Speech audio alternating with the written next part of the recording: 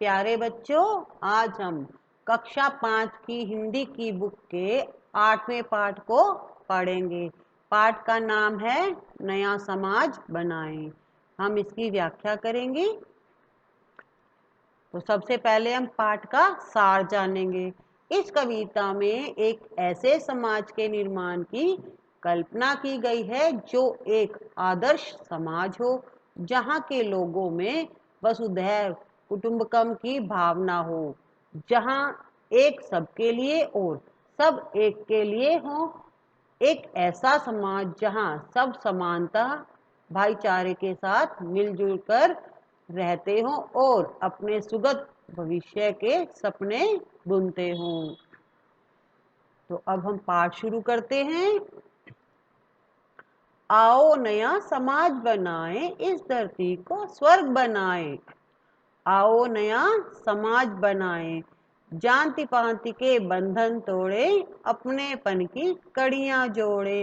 इस धरती के हर मानव का मानवता से नाता जोड़े, एक दूसरे के सुख दुख में मिलकर बैठे हाथ बटाएं। आओ नया समाज बनाएं। तो अब हम इसकी व्याख्या करेंगे।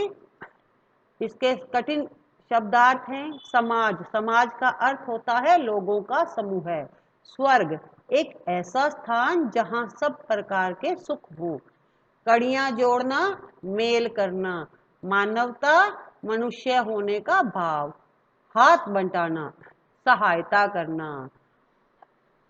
तो अब हम आगे व्याख्या करते हैं। कवि आह्वान करता है कि आओ हम सब मिलकर एक नए समाज का निर्माण करें, एक ऐसे समाज को बनाए जहां स्वर्ग की तरह सब प्रकार के सुख हों। एक ऐसा समाज बनाए जहां जाति पाति और ऊंच नीच का कोई भेदभाव नहीं हो, सब लोगों में अपनेपन का भाव हो। इस धरती के हर मनुष्य में मानवता की भावना हो और सब लोग एक दूसरे के सुख दुख में एक दूसरे की मदद करें।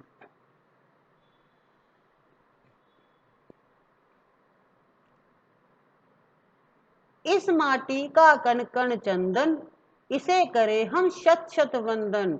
नई रोशनी की किरणें बन, आज सजा दे हर घर आंगन। मिलजुल कर आगे बढ़ने का सबके मन में भाव जगाएं। आओ नया समाज बनाएं।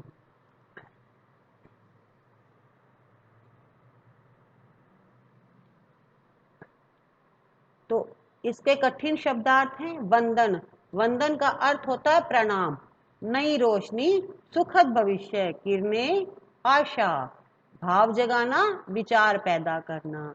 तो इसमें कवि कहते हैं कि इस माटी का कण कण चंदन के समान है।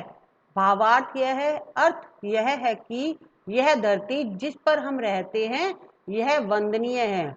हम इसे नमन करें। हम यहाँ के हर घर में सुखद भविष्य के लिए नई आशाओं का संचार करें।